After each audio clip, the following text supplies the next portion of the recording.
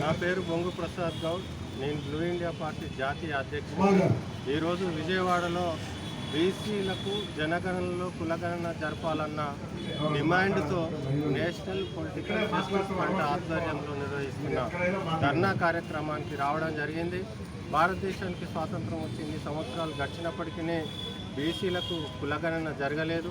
కులాల వారి లెక్కలు లేనందున ఇలా విద్య, ఉద్యోగము మరియు పారిశ్రామిక, వాణిజ్య, వ్యాపార, క్రీడా రంగాల్లో బీసీలకు జనాభా దామాషా ప్రకారం వాటా దక్కడం లేదు.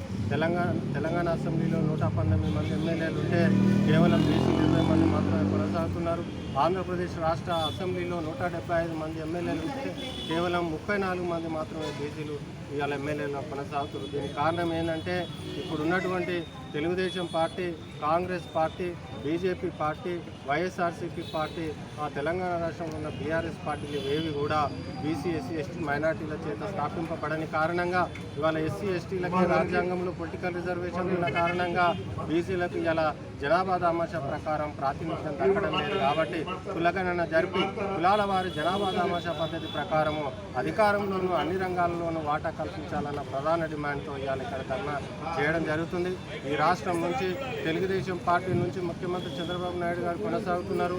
మీరు ఎన్డీఏ కూటమిలో ఉన్నారు. ఎన్డీఏ ప్రభుత్వము రేపు ఏప్రిల్ నుంచి జనగణన జరపబోతుంది. అందులో బీసీల కులగణన, సమగ్ర కులగణన జరిపే కాలాన్ని తేవాలని టీడీపీ కానీ బీజేపీ కానీ తప్పనిసరిగా బీసీల కులగణన జరపకపోతే నైతిక బాధ్యత పార్టీలు ఈ మద్దతు కేంద్ర ప్రభుత్వం నడుస్తున్నది. ఒకవేళ మీరు జనగణనలో కులగణన చేయవు, మద్దతు సంవరించమంటే ఇక్కడ ఉన్న బీసీలు తెలుగుదేశం పార్టీని, జనసేన పార్టీని, బీజేపీ పార్టీని కూడబెట్టడం ఖాయం.